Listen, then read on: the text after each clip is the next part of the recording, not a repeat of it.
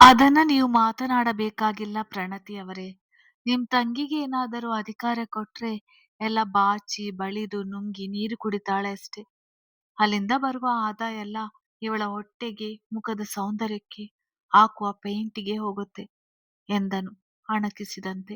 ಅವನ ಮಾತಿಗೆ ಹುರಿದು ಹೋದವಳು, ನೋಡಿ, ನಿಮ್ಮ ಮುಂದೆನೇ ಇವನು ಹೀಗೆ ಮಾತನಾಡ್ತಿದ್ದಾನೆ ಅಂತ ಸ್ವಲ್ಪನೂ ಗೌರವ ಕೊಡಲ್ಲ. ಅಷ್ಟೇ ಅಲ್ಲ, ಈ ಶ್ರೇಣಿಕಾಗೋಸ್ಕರ ಮೊನ್ನೆ ಮೊನ್ನೆ ಸಂಜುಗೆ ಬಾಯಿಗೆ ಬಂದಂತೆ ಬೈದು, ಹೊಡೆದು, ಹಿಂಸೆ ಕೊಟ್ಟು ರೂಮಿಂದ ಆಚೆ ನೂಕಿದಾನೆ.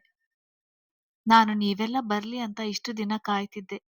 ಇಲ್ಲ, ಅವತ್ತೇ ಇವನ ಗ್ರಾಚಾರ ಬಿಡಿಸ್ತಿದ್ದೆ.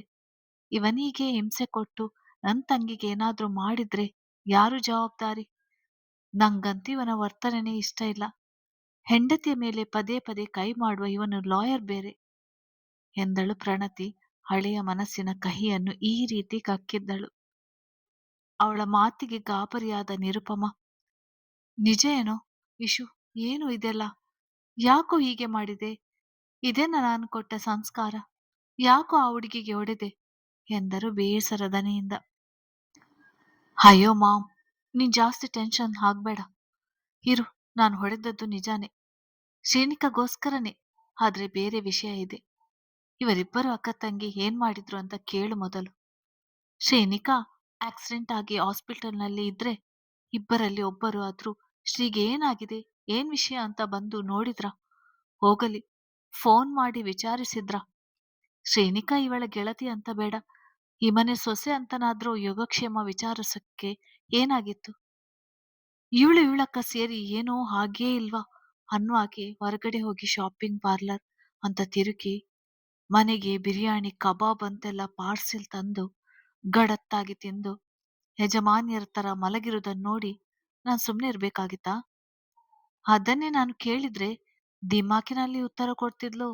ಅದಕ್ಕೆ ಮೈಗೇರಿರುವ ಕೊಬ್ಬು ಇಳಿಸಿದೆ ಅಷ್ಟೇ ಎಂದವನ ಮನಸ್ಸಿನಲ್ಲಿ ಈಗಲೂ ಸಂಜನ ಸಿಕ್ಕರೆ ಕೊಂದು ಬಿಡುವಷ್ಟು ಕೋಪ ಇತ್ತು. ಹೌದು, ಇವಳಿಗೆ ಆಕ್ಸಿಡೆಂಟ್ ಆಗಿದೆ ಅಂತ ನಾನು ನನ್ನ ತಂಗಿ ಅಳ್ತಾ ಕೂತ್ಕೊಳ್ಬೇಕಾಗಿತ್ತಾ?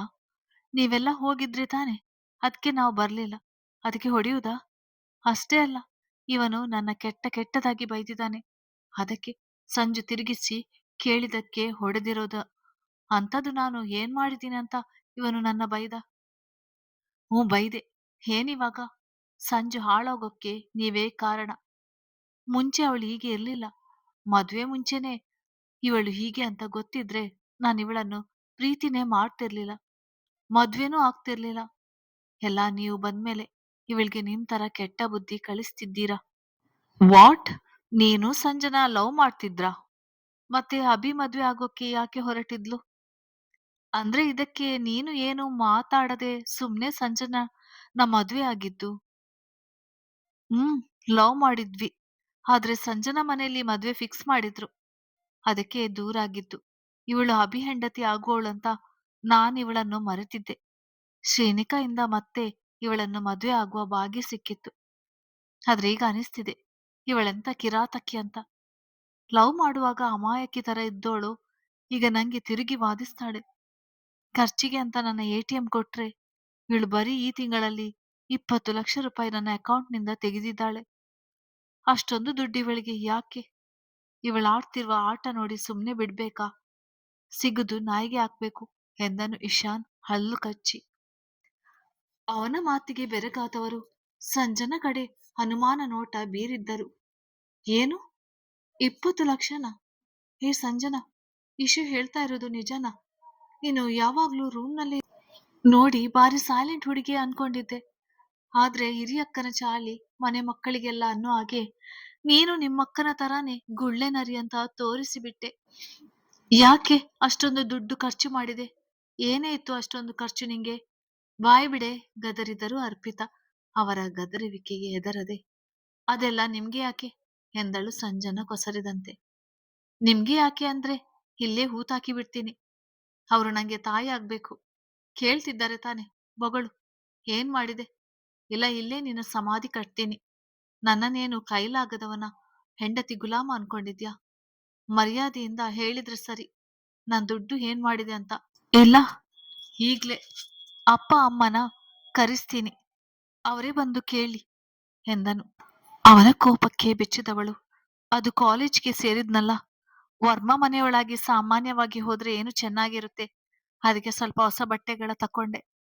ಅಕ್ಕನ ಹತ್ರ ನನ್ಕಿಂತ ಜಾಸ್ತಿ ಒಡವೆ ಇದ್ಯೆ. ಅದಕ್ಕೆ ನಾನು 2 ಜೊತೆ ಗೋಲ್ಡ್ ಡೈಮಂಡ್ ಜ್ಯುವೆಲರಿ ಸೆಟ್ ತಕೊಂಡೆ. ಅಷ್ಟೇ, ಇನ್ನೇನು ಖರ್ಚು ಮಾಡಿಲ್ಲ ಎಂದಳು ಮುಖ ಸಣ್ಣದು ಮಾಡಿ. ಅವಳ ಮಾತಿಗೆ ಉಬ್ಬೇರಿಸಿದರು ಎಲ್ಲರೂ. ಅಷ್ಟೇನಾ? ಅಷ್ಟೇನೇನೆ? ನಿನ್ ತವರು ಮನೇಲಿ ಎಷ್ಟು ಕೋಟಿಗೆ ಬದುಕಿದ್ದೆ ನೀನು? ನಿಮ್ಮಪ್ಪ ಏನು ದೊಡ್ಡ ಕೋಟ್ಯಾಧಿಪತಿನಾ? ನನಗೆ ಎಟಿಎಂ ಕೊಟ್ಟಿದ್ದು ಖರ್ಚಿಗೆ ದುಡ್ಡು ಇರಲಿ ಅಂತ, ಈಗ ಅಡ್ಡಾದಿಡ್ಡಿ ಶೋಕಿ ಮಾಡ್ಲಿ ಅಂತಲ್ಲ. ಕಾಲೇಜ್ಗೆ ನಿನ್ನ ಸೇರಿಸಿದ್ದು ಓದಕ್ಕೆ, ಮೇಕಪ್ ಮಾಡ್ಕೊಂಡು ತರತರದ ಬಟ್ಟೆ ಹಾಕೊಂಡು ಫೋಸ್ ಕೊಡೋಕಲ್ಲ. ಬರೀ ಒಡವೆ ಅಲ್ಲ, ನಾಳೆ ಅಷ್ಟರಲ್ಲಿ 20 ಲಕ್ಷದ ಪೂರ್ತಿ ಲೆಕ್ಕ ನಂಗೆ ಕೊಡ್ಬೇಕು.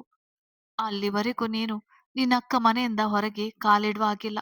ಏನಾದ್ರೂ ಗಿಮಿಕ್ ಮಾಡಿದ್ರೆ ಇಬ್ಬರ ಮೇಲೂ ಚೀಟಿಂಗ್ ಕೇಸ್ ಹಾಕಿ ಜೈಲ್ ಸೇರಿಸ್ತೀನಿ. ನೀನು ದುಡ್ಡು ತೆಗೆದಿರುವ ಪೂರ್ತಿ ಡೀಟೇಲ್ಸ್ ನನ್ನ ಹತ್ರ ಇದೆ ಎಂದನು. ಅವನ ಮಾತಿಗೆ ಸಣ್ಣಗೆ ಬೆದರಿದಳು ಪ್ರಣತಿ. ಸಂಜನ ಕಥೆಯಂತೂ ದೇವರಿಗೆ ಪ್ರೀತಿ. ಇನ್ನು ಮುಂದೆ ಯಾವ ಆಡಂಬರನೂ ಇಲ್ಲ. ಶ್ರೀನಿಕಾ ಹೇಗೆ ಇದ್ದಳೋ ಅದೇ ತರ ಮಾಮೂಲಿ ಕಾಲೇಜ್ ಸ್ಟೂಡೆಂಟ್ ತರ ಬಸ್ನಲ್ಲಿ ಹೋಗಿ ಬರ್ಬೇಕು. ನೆಟ್ಟಗೆ ಓದಿ ರ್ಯಾಂಕ್ ಬರ್ಬೇಕು. ನೀನು ವರ್ಮಾ ಮನೆ ಸೊಸೆ ಅಂತ ಓದೋದ್ರಲ್ಲಿ ತೋರಿಸಿದ್ರೆ ಸಾಕು. ಬೆಳಿಗ್ಗೆ ಬೇಗ ಎದ್ದು ಅಮ್ಮ ದೊಡ್ಡಮ್ಮನಿಗೆ ಸಹಾಯ ಮಾಡ್ಬೇಕು. ಸಂಜೆ ಕಾಲೇಜ್ನಿಂದ ಬಂದು ಅತ್ತಿಗೆ ಜೊತೆ ಅಡಿಗೆ ಮಾಡು. ಎಲ್ಲಾ ಕೆಲ್ಸ ಮುಗಿದ ಮೇಲೆ ನೀನು ಮಲಗ್ಬೇಕು. ಅದು ಬಿಟ್ಟು ಊರಿಗೆ ಮುಂಚೆ ಹೋಗಿ ರೂಮ್ ಸೇರಿದ್ರೆ ನಿಂಗೆ ಸಪೋರ್ಟ್ ಮಾಡಿದವರ ಇಬ್ಬರ ಗ್ರಾಚಾರ ಬಿಡಿಸ್ತೀನಿ, ಹುಷಾರ್ ಎಂದನು ಇಶಾನ್ ಧ್ವನಿ ಏರಿಸಿ. ಏನಮ್ಮ ಸಂಜನಾ, ನೀನ್ ತುಂಬಾ ಒಳ್ಳೆ ಹುಡುಗಿ ಅಂತ ಮೊದಲ ಬಾರಿ ನಿನ್ನ ಅಭಿಮನ್ಯುಗೆ ಮದ್ವೆ ಮಾಡ್ಕೋಬೇಕು ಅನ್ಕೊಂಡಾಗ ಭಾರಿ ಸಾದ್ ಹುಡುಗಿ ಅಂತೆ ಕಾಣ್ತಿದ್ದೆ. ನಾವು ಕೂಡ ಹುಡುಗಿಯಲ್ಲಿ ನಮ್ಮ ಮನೆಗೆ ಹೊಂದಿಕೊಂಡು ಹೋಗುವ ಲಕ್ಷಣ ಇದೆ. ಮುಂದೆ ಯಾವುದೇ ತೊಂದರೆ ಆಗೋಲ್ಲ ಅಂತ ಯೋಚನೆ ಮಾಡಿದ್ವಿ. ಈಗ ನೋಡಿದ್ರೆ ನೀನು ಆಗಲೇ ನಮ್ಮ ಇಶಾನ್ನ ಪ್ರೀತಿ ಮಾಡ್ತಿದ್ದೆ ಅಂತ ಗೊತ್ತಾಗಿದೆ. ಅಕಸ್ಮಾತ್ ಶ್ರೀನಿಕಾ ಅಭಿನ ಮದ್ವೆ ಆಗದಿದ್ರೆ ಏನ್ ಮಾಡ್ತಿದ್ದೆ? ಮನಸ್ಸಲ್ಲಿ ಇಶಾನ್ ಪ್ರೀತಿ ಮಾಡಿ ಸುಮ್ಮನೆ ಅಭಿಮನ್ಯುನ ಮದ್ವೆ ಆಗ್ತಿದ್ದೆ. ಇಲ್ಲ, ನಿನ್ನ ಅಕ್ಕನ ತರ ಮದುವೆ ಮನೆಯಲ್ಲಿ ರಾಧಾಂತ ಮಾಡಿ ಮದುವೆ ನಿಲ್ಲಿಸ್ತಿದ್ದೆ. ಹೇಳು, ಏನ್ ಮಾಡ್ಬೇಕು ಅಂತ ಯೋಚನೆ ಮಾಡಿದ್ದೆ? ನೀನು ಮಾಡದಿದ್ರು ನಿನ್ನ ಅಕ್ಕ ಪಕ್ಕ ಏನಾದ್ರೂ ಐಡಿಯಾ ಮಾಡೇ ಇರ್ತಾಳೆ ಅಲ್ವಾ? ಗುಡುಗಿದರು ಅಶೋಕ್. ಚಿಕ್ಕ ತಪ್ಪನ್ನು ಅವರು ಕ್ಷಮಿಸುವುದಿಲ್ಲ. ಅದು ಇಲ್ಲ ಮಾವ, ನಂಗೆ ಇಶಾನ್ ಅಭಿ ತಮ್ಮ ಅಂತ ಗೊತ್ತಿರ್ಲಿಲ್ಲ. ಮದುವೆ ಫಿಕ್ಸ್ ಆದಾಗ ನಾನು ಇಶಾನ್ಗೆ ಹೇಳಿದೆ. ಆದ್ರೆ ಅವನು ನನ್ನ ಮರೆತು ಸುಮ್ನೆ ಮನೆಯಲ್ಲಿ ನೋಡಿದ ಹುಡುಗನ ಮದುವೆ ಆಗು ಅಂತ. ನಂಗೂ ಪ್ರಣತಿ ಅಕ್ಕ ಹೇಳಿದ ಮೇಲೆ ಗೊತ್ತಾಗಿತ್ತು ಅಭಿಮನ್ಯು ತಮ್ಮ ಇಶಾನ್ ಅಂತ. ಇದ್ರಲ್ಲಿ ನನ್ನ ತಪ್ಪೇನಿಲ್ಲ ಎಂದಳು ಸಂಜನಾ. ತನ್ನದೇನು ಇದ್ರಲ್ಲಿ ಭಾಗವಹಿಸಲಿಕ್ಕೆ ಇಲ್ಲ ಎಂದು. ತಪ್ಪು ಒಪ್ಪಿನ ಪ್ರಶ್ನೆ ಅಲ್ಲ ಸಂಜನಾ. ನೀನು ಅಭಿಮನ್ಯುನ ಮದುವೆ ಆದರೂ ಇಶಾನ್ನ ಮದುವೆ ಆದರೂ ನೀನ್ ಈ ಮನೆ ಸೊಸೇನೆ.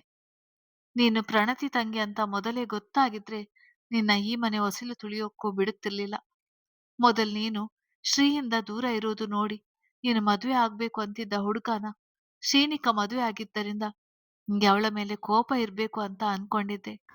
ಆದ್ರೆ ಶ್ರೀನಿಕನಿಂದ ನೀನು ಪ್ರೀತಿ ಮಾಡಿರುವ ಹುಡುಗನನ್ನೇ ಮದುವೆ ಆಗಿದ್ರು ನಿಂಗೆ ಶ್ರೀನಿಕಾ ಮೇಲೆ ಯಾಕೆ ಕೋಪ, ಹೊಟ್ಟೆ ಹೊರಿ? ಅವಳಿನ್ ಗೆಳತಿ ತಾನೆ ಎಂದರು ಅರ್ಪಿತಾ ತೀಕ್ಷ್ಣವಾಗಿ ದಿಟ್ಟಿಸುತ್ತ. ನಂಗೇಕೆ ಹೊಟ್ಟೆ ಹೊರಿ? ನಾನು ಮಾಮೂಲಿನಂತೆ ಇದ್ದೀನಿ. ನಿಮ್ಗೆ ಆಗ ಅನಿಸ್ತಿದೆ. ಹೇಗಿದ್ರು ನಿಮ್ಗೆ ನನ್ನ ಅಕ್ಕನ ಕಂಡ್ರೆ ಆಗೋಲ್ಲ ಅಲ್ವಾ? ಆ ಕೋಪನ ನನ್ ಮೇಲೆ ಈ ರೀತಿ ತೀರಿಸ್ಕೊಳ್ತಾ ಇದ್ದೀರಾ ಎಂದಳು ಸಂಜನಾ ಅಸಮಾಧಾನದಿಂದ. ಮುಚ್ಚೆ ಬಾಯ್. ಯಾವ ಕೋಪನೆ ಅದು ಇವಳ ಮೇಲೆ?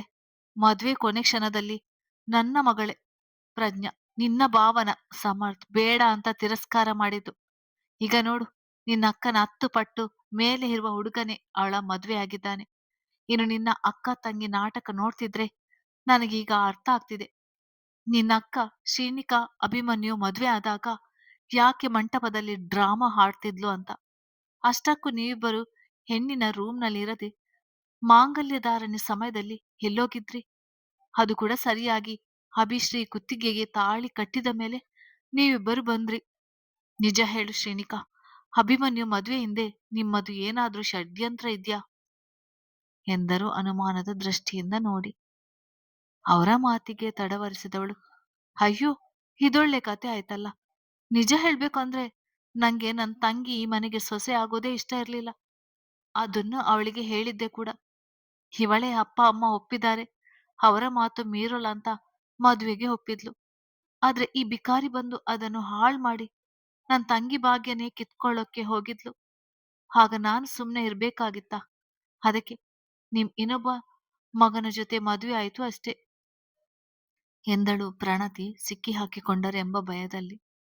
ಸರಿ, ನೀನು ಸಮರ್ಥ್ನ ಮದುವೆಯಲ್ಲಿ ನಮ್ಮನ್ನೆಲ್ಲ ನೋಡಿದೆ ತಾನೆ. ಹಾಗಿದ್ದ ಮೇಲೆ ಸಂಜನಾ ನಮ್ಮನೆಗೆ ಸೊಸೆ ಆಗ್ತಿರೋದು ಗೊತ್ತಿತ್ತು. ಮದುವೆ ಮಾತುಕತೆ ಶುರುವಾದಾಗಿಂದ ನಿಶ್ಚಿತಾರ್ಥದಲ್ಲಿ ಮದುವೆ ಶಾಸ್ತ್ರಗಳಲ್ಲಿ ಯಾಕೆ ನಮ್ಮ ಕಣ್ಣಿಗೆ ಕಾಣಿಸ್ಲಿಲ್ಲ? ಮಾಂಗಲ್ಯ ಧಾರಣೆ ಆಗುವಾಗ ನಮ್ಮೆದುರು ಬಂದ್ಯಲ್ಲ, ಅಲ್ಲಿಯವರೆಗೂ ನೀನೆಲ್ಲಿದ್ದೆ? ನಿನ್ ತಂಗಿ ಮದ್ವೆ ಆದ್ಮೇಲೆ ನೀನು ಎಲ್ಲಾ ಸಮಾರಂಭಗಳಲ್ಲಿ ಇರ್ಬೇಕಾಗಿತ್ತು. ಯಾಕೆ ಇರ್ಲಿಲ್ಲ ಎಂದಳು. ಈ ಬಾರಿ ಅಂಜನ ಎಲ್ಲರಿಗೂ ಶ್ರೀನಿಕ ಅಭಿಮನ್ಯು ಮದುವೆಗೆ ಪ್ರಣತಿ ಕಾರಣವಾ ಎಂದು ಅನುಮಾನ ಬಲವಾಗಿತ್ತು. ಅವರ ಅನುಮಾನಕ್ಕೆ ಆಸ್ಪದ ಕೊಡದೆ, ಇಲ್ಲ ಅಮ್ಮ, ಇದ್ರಲ್ಲಿ ಅವರದೇನು ತಪ್ಪಿಲ್ಲ. ನಂಗೆ ಸಂಜನಾ ಪ್ರಣತಿ ತಂಗಿ ಅಂತ ಮೊದಲೇ ತಿಳಿದಿತ್ತು. ನಾನೇ ಸಂಜನ ತಂದೆಗೆ ಪ್ರಣತಿಗೆ ಮದುವೆ ದಿನದವರೆಗೂ ವಿಷಯ ತಿಳಿಸದಂತೆ ಎಚ್ಚರಿಕೆ ನೀಡಿದ್ದು. ನಂಗೆ ಪ್ರಣತಿ ಈ ಮದುವೆಗೆ ಏನಾದರೂ ಅಡ್ಡಿ ಮಾಡಿದರೆ ಎಂಬ ಭಾವನೆ ಇತ್ತು. ಅದ್ಕೆ ವಿಷಯ ತಿಳಿಸದೆ ಗುಟ್ಟಾಗಿಯೇ ಇಟ್ಟೆ. ನಿಮಗೆ ತಿಳಿದರೆ ಮದುವೆಗೆ ಒಪ್ಪಿಗೆ ಕೊಡುವುದಿಲ್ಲ ಎಂದು ತಿಳಿಸ್ಲಿಲ್ಲ. ಕ್ಷಮಿಸಿ. ಅಭಿಮಾತಿಗೆ ಮನಸಾರೆ ನೊಂದುಕೊಂಡ ಶ್ರೀನಿಕಾ ತನ್ನಿಂದ ಇಷ್ಟಪಟ್ಟ ಮದುವೆ ನಿಂತಿತು ಎಂಬ ಪಶ್ಚಾತ್ತಾಪ ಪಡುತ್ತಿದ್ದಳು. ಅವನ ಮಾತಿಗೆ ಸಿಡಿದವರು, ಅಂದ್ರೆ ಗೊತ್ತಿತ್ತು ಈ ರಾಕ್ಷಸಿ ತಂಗಿನ ನಮ್ಮ ಮನೆಗೆ ಸೊಸೆ ಮಾಡೋಕೆ ಹೊರಟಿದ್ದ ನೀನು. ಅಭಿ, ನೋಡು, ನೀನು ಮಾಡಿದ ಒಂದು ತಪ್ಪಿನಿಂದ ಈ ಮನೆ ಹೇಗೆ ಒಡೆದು ಹೋಗುತ್ತಿದೆ ನೋಡು. ಅವಳನ್ನು ನೀನು ಮದ್ವೆ ಆಗ್ಬೇಕು ಅಂತಿದ್ದೆ. ನಿನ್ ತಮ್ಮನು ಅವಳನ್ನೇ ಪ್ರೀತಿಸ್ತಿದ್ದ. ಅಣ್ಣ ತಮ್ಮ ಇಬ್ಬರು ಒಂದೇ ಹುಡುಗಿನ ಆಯ್ಕೆ ಮಾಡಿದ್ರಿ. ಜಗತ್ತಲ್ಲಿ ಇವಳೊಬ್ಬಳೇನ ಸಿಕ್ಕಿದು ನಿಮ್ಗೆ? ಛೆ, ಆಗ ಸಮರ್ಥ್ ಚಿನ್ನದಂತ ಹುಡುಗಿ ಪ್ರಜ್ಞಾನ ಬಿಟ್ಟು ಇವಳಿಂದೆ ಹೋಗಿ ಮನೆ ನೆಮ್ಮದಿ ಹಾಳು ಮಾಡಿದ. ಈಗ ನೀವು ಅದೇ ಮಾಡೋಕೆ ಹೊರಟಿದ್ದ. ನೀವಿಬ್ಬರು ನನ್ ಮಕ್ಕಳೇ ತಾನೆ. ಆಕಾಶ್ ಪ್ರಜ್ಞಾ ಕಲಿತ ಬುದ್ಧಿ ನೀವ್ಯಾಕೆ ಕಲೀಲಿಲ್ಲ? ರೋಧಿಸಿದರು ನಿರುಪಮ. ತಮ್ಮ ಮಕ್ಕಳು ಈ ರೀತಿ ಮಾಡುವರೆಂದು ಯೋಚಿಸಿರ್ಲಿಲ್ಲ. ಅಮ್ಮ, ನೊಂದ್ಕೋಬೇಡಮ್ಮ, ನನ್ನ ಮಾತು ಕೇಳು ಸ್ವಲ್ಪ. ಸಮಜಾಯಿಸಿ ನೀಡಲು ಪ್ರಯತ್ನಿಸುತ್ತಿದ್ದ ಅಭಿಯ ಕೊರಳ ಪಟ್ಟಿ ಹಿಡಿದವರು. ಏನು ಕೇಳೋದು? ಸಮರ್ಥ್ ಮಾಡಿದ ಒಂದು ತಪ್ಪಿನಿಂದ ನಮ್ಮನೆನ ಸ್ಮಶಾನ ಆದಾಗ ನೀನೇ ಮುಂದೆ ನಿಂತು ಎಲ್ಲವನ್ನು ಸುಧಾರಿಸಿಕೊಂಡು ಹೋಗುವುದು ನೋಡಿ ನೀನ್ ಈ ಮನೆಗೆ ತಕ್ಕ ಮಗ ಅನ್ಕೊಂಡಿದ್ದೆ. ಆದ್ರೆ ನೀವಿಬ್ಬರು ನೀವಾಗಿ ಮತ್ತೆ ತೊಂದರೆಯನ್ನ ಮೈ ಮೇಲೆ ತಕೊಂಡ್ರಿ. ಅಯ್ಯೋ ಭಗವಂತ, ನಮ್ಮ ಮಕ್ಕಳು ಬದುಕಲ್ಲಿ ಶುಭ ಲಗ್ನನೇ ನೀನು ಕೊಡ್ಲಿಲ್ಲ. ಬರೀ ಅನಿರೀಕ್ಷಿತವಾಗಿ ಗೊಂದಲದಲ್ಲಿ ಮದುವೆ ಆಗಿದ್ದೇ ಆಯ್ತು. ಮೊದಲು ಪ್ರಜ್ಞಾ ಸಮರ್ಥ್ನ ಬಿಟ್ಟು ಸುಹಾಸ್ನ ವರೆಸಿದ್ಲು. ಅವಳಿಗಾಗಿ ಆಕಾಶ್ ಅವಸರದಲ್ಲಿ ಅಂಜನನ ವಿವಾಹವಾದ. ಈಗ ನೀನು ಸಂಜನನ ಆಯ್ಕೆ ಮಾಡಿದ್ರೆ ಶ್ರೇಣಿಕಾ ನಿನ್ನ ಬಯಸಿದ್ಲು. ಕೊನೆಗೆ ಸಂಜನ ಇಶಾನ್ನ ಕೈ ಸೇರಿದ್ಲು. ಬಯಸಿದ್ದೇ ಒಂದಾದರೆ ಸಿಕ್ಕಿದ್ದು ಇನ್ನೊಂದು. ಏನು ಹಣೆಬರ ನನ್ನ ಮಕ್ಕಳದು. ಗೋಳಾಡುತ್ತಿದ್ದವರ ಮಾತಿಗೆ ಮನಸ್ಸೊಳಗೆ ಪಶ್ಚಾತ್ತಾಪದಿಂದ ಬೇಯುತ್ತಿದ್ದ ಶ್ರೇಣಿಕಗೆ ಬೆಳಿಗ್ಗೆಯಿಂದ ಏನು ತಿನ್ನದ ಸುಸ್ತಿಗೋ ಒಂದೇ ಸಮನೆ ಕೂತಿದ್ದಕ್ಕೂ ಅತಿಯಾದ ಒತ್ತಡಕ್ಕೂ ಹಾಗೆ ಕಣ್ಣು ಮುಚ್ಚಿ ಹಿಂದಕ್ಕೆ ಹೊರಗಿದಳು. ತಾಯಿಯ ಕಣ್ಣೀರು ನೋಡಲಾರದೆ, ಅಮ್ಮ, ಯಾಕಮ್ಮ ಹೀಗಂತಿದ್ಯಾ? ತಮ್ಮನ ಪ್ರೀತಿನ ಬಯಸುವಷ್ಟು ಕೆಟ್ಟವನಲ್ಲ ನಾನು. ನಾನು ಸಂಜನನ್ನ ಮದುವೆ ಆಗೋಕ್ಕೆ ನಿರ್ಧಾರ ಮಾಡಿದ್ದೆ ಅವಳ ಅಕ್ಕನ ಮೇಲಿನ ಸಿಟ್ಟಿಗೋಸ್ಕರ. ಇನ್ನೊಬ್ಬರ ಮನೆ ಹೆಣ್ಣು ಮಗಳ ಜೀವನದಲ್ಲಿ ಆಟ ಆಡಿದ್ರೆ ಹೇಗಿರುತ್ತೆ ಅಂತ ಅರ್ಥ ಮಾಡಿಸೋಕೆ ಅವಳನ್ನು ಆಯ್ಕೆ ಮಾಡಿದೆ. ಆದ್ರೆ ಯಾವತ್ತೂ ಪ್ರೀತಿಸಲಿಲ್ಲ. ನಿಂಗೆ ಯಾರು ಹೇಳಿದ್ದು ನಮ್ಮದು ಅನಿರೀಕ್ಷಿತ ವಿವಾಹ ಅಂತ? ನಮ್ಮದೆಲ್ಲ ಶುಭ ಲಗ್ನನೇ. ನೀನು ಹೇಳಿದ ತರ ನಮ್ಮದು ಪ್ಲಾನಿಂಗ್ ಮದುವೆ ಅಲ್ಲ ನಿಜ. ಆದ್ರೆ ನಮ್ಮ ಊಹೆ ಮೀರಿದ ಸಂಗಾತಿಗಳು ನಮಗೆ ಸಿಕ್ಕಿರುವಾಗ ಇದು ಶುಭ ಲಗ್ನ ಅಲ್ಲದೆ ಇನ್ನೇನು? ಸಂಜನ ಈ ಮನೆ ಸೊಸೆ ಆಗ್ಬಾರ್ದಿತ್ತು. ಆದ್ರೆ ಇಶು ಪ್ರೀತಿ ಅವಳೇ ತಾನೆ. ಅವರನ್ನು ದೂರ ಮಾಡಿದ್ರೆ ಅವನಿಗೆ ನೋವಾಗ್ತಿರ್ಲಿಲ್ವಾ ಹೇಳು? ತಾಯಿಯ ಎದೆಗೊತ್ತಿಕೊಂಡು ಸಮಾಧಾನ ಮಾಡಿದ ಅಭಿ. ಹೌದು ಚಿಕ್ಕಿ, ಅಭಿ ಹೇಳ್ತಾ ಇರೋದು ಕರೆಕ್ಟ್. ನಂಗೆ ಸುಹಾಸ್ ಗಂಡನಾಗಿ ಸಿಕ್ಕಿದ್ದು ನನ್ನ ಪುಣ್ಯ. ಅದು ನಿಮ್ಗೊತ್ತು. ಇನ್ನು ಅಂಜನ ಅತ್ತಿಗೆಕ್ಕಿಂತ ಒಳ್ಳೆ ಸೊಸೆ ಈ ಮನೆಗೆ ಸಿಕ್ತಿದ್ರ ಹೇಳಿ? ನಮ್ಮ ಅಬಿಗೆ ಶ್ರೀನಿಕ ತರ ಹುಡುಗಿ ಸಿಗದೆ ದುಡ್ಡು ನೋಡಿ ಬರುವವಳಾಗಿದ್ರೆ ಅವನು ನೆಮ್ಮದಿಯಾಗಿ ಇರ್ತಿದ್ನ? ಸಂಜನ ವಿಷಯ ಬಿಡಿ. ಅವಳ ಗಂಡ ಏನು ಕಡಿಮೆ ಇಲ್ಲ, ಕ್ರಿಮಿನಲ್ ಲಾಯರ್. ಹೆಂಡತಿಗೆ ಬುದ್ಧಿ ಕಲಿಸುವುದು ಹೇಗೆಂದು ನಾವು ಹೇಳುವುದು ಬೇಕಿಲ್ಲ. ಏನೋ ಇಶು ಎಂದಳು ಪ್ರಜ್ಞೆ ಮೆಲುವಾಗಿ. ಡೆಫಿನೆಟ್ಲಿ ಅಕ್ಕ, ನಾನು ಹೆಂಡ್ತಿನ ತುಂಬಾ ಚೆನ್ನಾಗಿ ನೋಡ್ಕೊಳ್ತೀನಿ, ಅದ್ರಲ್ಲಿ ಅನುಮಾನ ಬೇಡ ಎಂದನು ಇಶು ಕಣ್ಣು ಮಿಟುಕಿಸಿ. ಸ್ವಲ್ಪ ಸಮಾಧಾನಗೊಂಡವರು, ಸರಿ ಬಿಡಿ, ನೀವು ಖುಷಿಯಾಗಿ ಮನೆ ಮಕ್ಕಳು ಸಂಸಾರ ಅಂತ ಸುಖವಾಗಿ ಬಾಳಿದ್ರೆ ಅದಕ್ಕಿಂತ ಹೆಚ್ಚು ಖುಷಿ ಇನ್ನೇನಿದೆ ನಮ್ಗೆ. ಆದ್ರೆ ಇಶು, ಬುದ್ಧಿ ಕಲಿಸೋಕೆ 1000 ದಾರಿ ಇದೆ. ಹೆಂಡತಿ ಮೇಲೆ ಕೈ ಮಾಡುದು ತಪ್ಪು ಮಗನೇ. ನಯವಾಗಿ ಗದರಿದರು ಮಗನನ್ನು. ಓಕೆ ಮದರ್ ಇಂಡಿಯಾ, ಎಲ್ಲ ನಿಮ್ಮ ಅಪ್ಪನೇ ಎಂದನು ಇಶು. ಅವನ ಮಾತಿಗೆ ಬಿಗಿ ವಾತಾವರಣ ಸಡಿಲಗೊಂಡಿತ್ತು. ಎಲ್ಲರೂ ಸುಧಾರಿಸಿದ ನಂತರ ಮಾತನಾಡಿದ ರಮೇಶ್, ಹಾ, ಇಷ್ಟು ದಿನ ನಿಮ್ಮ ಜೀವನದಲ್ಲಿ ನೀವು ಮುಂದುವರಿತಿರುವುದು ನೋಡಿ ನಾವು ಸುಮ್ಮನೆ ಆಗಿದ್ವಿ. ಆದ್ರೆ ನಮಗೆ ಕಾಣದೆ ತುಂಬಾ ವಿಷಯಗಳು ಮನೆಯಲ್ಲಿ ನಡೆದಿದೆ. ಯಾವ ವಿಚಾರಕ್ಕೂ ನಮ್ಮನ್ನು ಕೇಳಲಿಲ್ಲ ಅಂತ ದೂಷಿಸ್ಬೇಕಾ, ಇಲ್ಲ ನೀವೇ ಎಲ್ಲ ಬಗೆಹರಿಸಿಕೊಳ್ಳುತ್ತಿರುವಿರಿ ಎಂದು ಖುಷಿ ಪಡ್ಬೇಕಾ ತಿಳಿದಿಲ್ಲ ಎಂದರು ಚಿಂತೆಯಲ್ಲಿ. ಓ ಅಣ್ಣ, ಅಭಿಮನ್ಯು ಇಷ್ಟು ಎತ್ತರಕ್ಕೆ ನಮ್ಮ ಕಂಪನಿನ ತಗೊಂಡು ಹೋದಾಗಲೂ ನಂಗೇನು ಅನಿಸ್ಲಿಲ್ಲ. ಮಗ ಬೆಳೀತಿದ್ದಾನಂತ ಸುಮ್ಮನಿದ್ದೆ. ಆದ್ರೆ ಈಗ ಅನಿಸ್ತಿದೆ ಅವನ ಆಸ್ತಿನೇ ಅವನಿಗೆ ಮುಳ್ಳುವಾಗಿದೆ ಅಂತ. ಯಶಸ್ಸಿನ ಜೊತೆ ಶತ್ರುಗಳು ಹೇಳ್ತಿದ್ದಾರೆ ಎಂದರು ಅಶೋಕ್ ನಿಟ್ಟುಸಿರು ಬಿಟ್ಟು. ಅಲ್ಲಮ್ಮ ಕಲ್ಯಾಣಿ, ನೀನು ನಿನ್ ಮಗ ನನ್ ಮಗಳಿಗೆ ಮೋಸ ಮಾಡಿದಾಗಲೂ ನಾನ್ ನಿಂಗೇನೂ ಅನ್ಲಿಲ್ಲ.